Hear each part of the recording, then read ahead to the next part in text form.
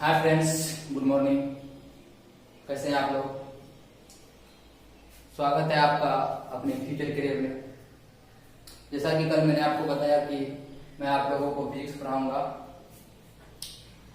Physics पढ़ाने से पहले, चैप्टर स्टार्ट करने से पहले मैं आपको बता दूं विज्ञान क्या चीज है। फिजिक्स जो है विज्ञान की एक शाखा है।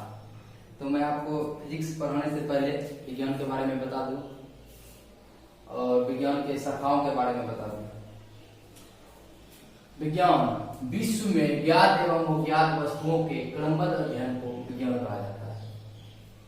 विश्व में जितने भी वस्तुएं हैं जिनके बारे में ज्ञात मतलब जिनके बारे में हमें पता है, और अज्ञात जिनके बारे में हमें नहीं पता है, विश्व में ज्ञात एवं अज्ञात वस्तुओं के क्रमबद्ध अध्ययन को विज्ञान कहा जाता है।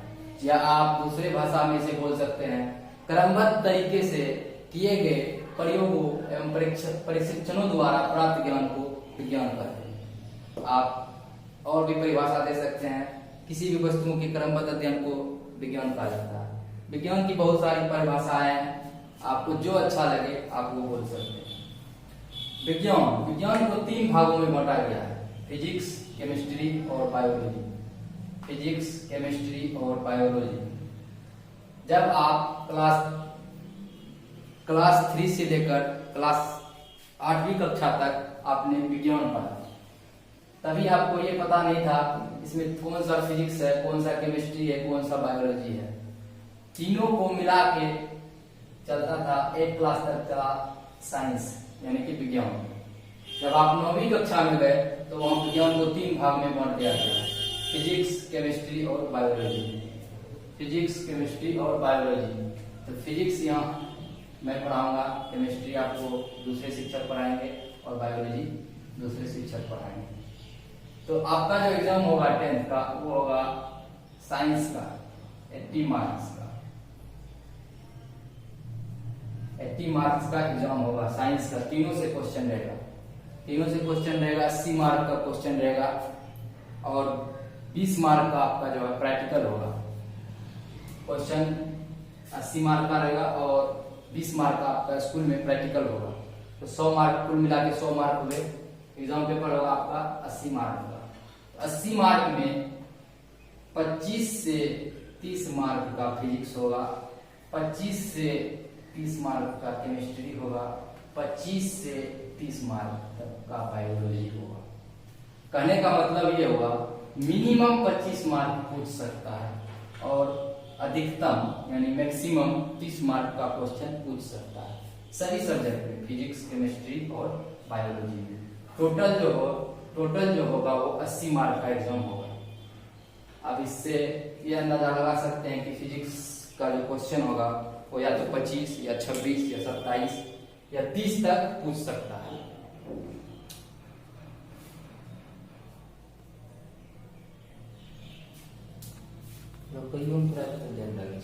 कि इससे कितना होने वाला है।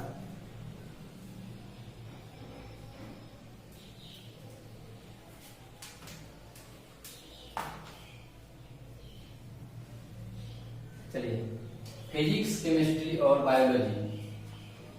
आप 9वीं कक्षा में विज्ञान की 3 शाखाएं पढ़े, फिजिक्स, केमिस्ट्री और बायोलॉजी।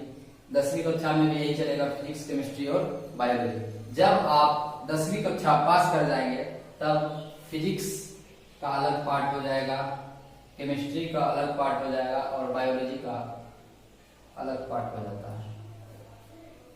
फिजिक्स 2 भाग में बढ़ जाता है, केमिस्ट्री 3 पार्ट में बढ़ जाता है और बायोलॉजी 2 पार्ट में बढ़ जाता है।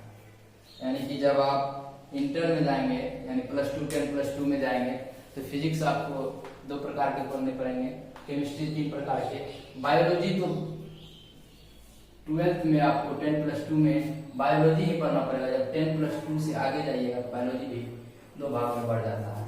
बायोलॉजी बोटनी और जूलॉजी। बोटनी बोले तो वनस्पति विज्ञान और जूलॉजी बोले तो जंतु विज्ञान या प्राणी विज्ञान। केमिस्ट्री 3 भाग में बढ़ जाता है: physical chemistry, organic chemistry, inorganic chemistry.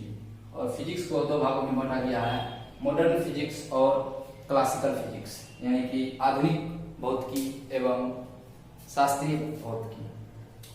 तो आंसर को उतना नहीं पढ़ना है अभी, बस फिजिक्स पढ़ना है, केमिस्ट्री पढ़ना है और बायो पढ़ना है, आगे जाके ये सब समझना है। मैं आपको बता दूं फिजिक्स का सिलेबस पाठ्यक्रम मैं आपको बता देता हूँ कौन कौन से चैप्टर है आपके सिलेबस में। पहला चैप्टर है आपका प्रकाश का परावर्तन। प्रकाश का परावर्तन बोले तो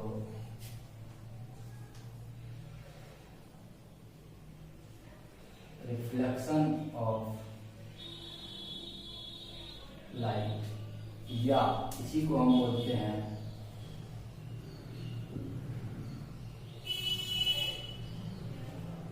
रिटर्न ऑफ लाइट।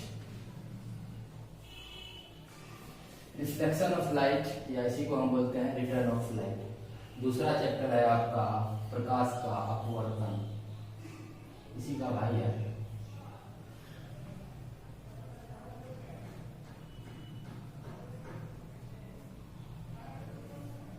बोले तो refraction, REFRACTION, refraction of light. तीसरा चैप्टर है आपका मानव नेत्र,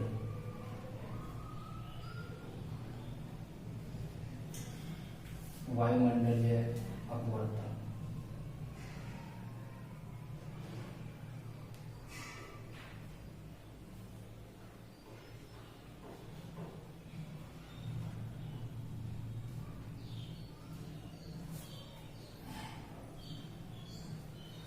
मानव नेत्र वायुमंडलीय अपवर्तन बोले तो ह्यूमन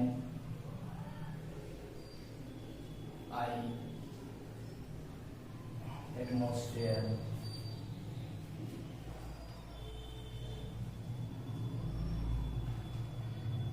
एटमॉस्फेरिक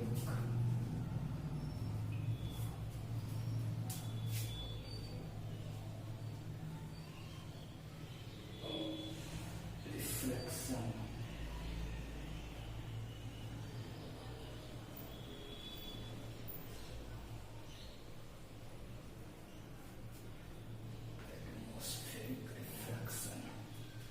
चौथा चैप्टर है आपका विद्युत धारा।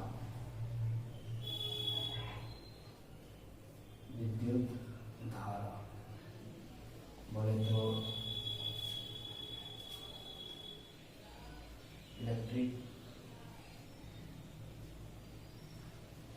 करंट। इलेक्ट्रिक करंट चौथा चैप्टर हो गया। पांचवा चैप्टर बोले तो विद्युत धारा की चुंबकीय प्रभाव। विद्युत धारा के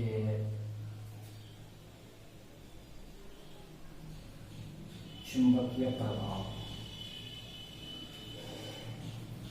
विद्युत धारा के चुंबकीय प्रभाव बोले तो मैग्नेटिक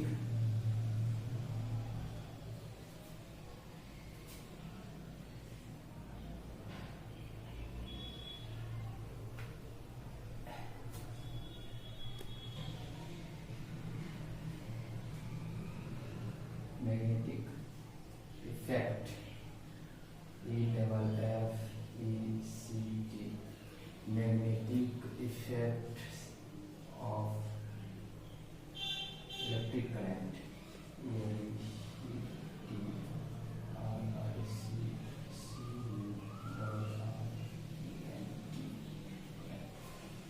और छठा चैप्टर है आपका ऊर्जा के स्रोत।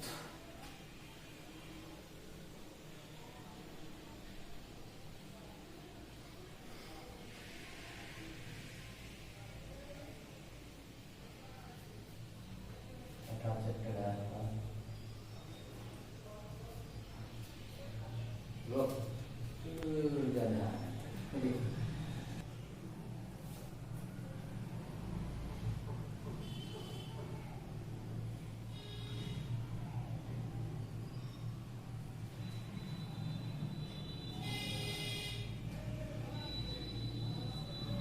Source of light. ये आपके पाठ्यक्रम 6 चैप्टर आपको पढ़ना पड़ेगा। 6 चैप्टर आपको फिजिक्स में 6 चैप्टर आपको पढ़ना पड़ेगा। इन्हीं 6 चैप्टर से आपके लगभग 25 से 30 मार्क 25 से 30 मार्क्स चाहिए आपको एग्जाम में आएगा। 25 से 30 मार्क्स का क्वेश्चन फिजिक्स से आएगा, इन्हीं 6 चैप्टरों से आएगा। लगभग एक चैप्टर से 5 मार्क्स, लगभग 6 मार्क्स भी हो सकता है। ये दोनों चैप्टर लगभग सेम है, ये भी सेम। ये तीनों चैप्टर बहुत ही आसान है। चलते हैं अगले चैप्टर में। कल मिलते हैं आपको प्रकाश का परावर्तन। कल से स्टार्ट होगा प्रकाश का परावर्तन, रिफ्लेक्शन कल से। धन्यवाद। इसी तरह आप बने रहे फ्यूचर करियर में, और मैं आशा करता हूँ कि आपको बेहतरीन तरीके से पढ़ाऊंगा।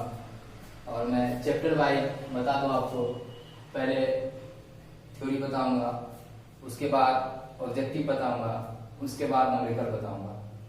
मैं थ्योरी को इतना बेहतरीन तरीके से बताऊंगा कि आपको ऑब्जेक्टिव पढ़ने की जरूरत नहीं पड़ेगी।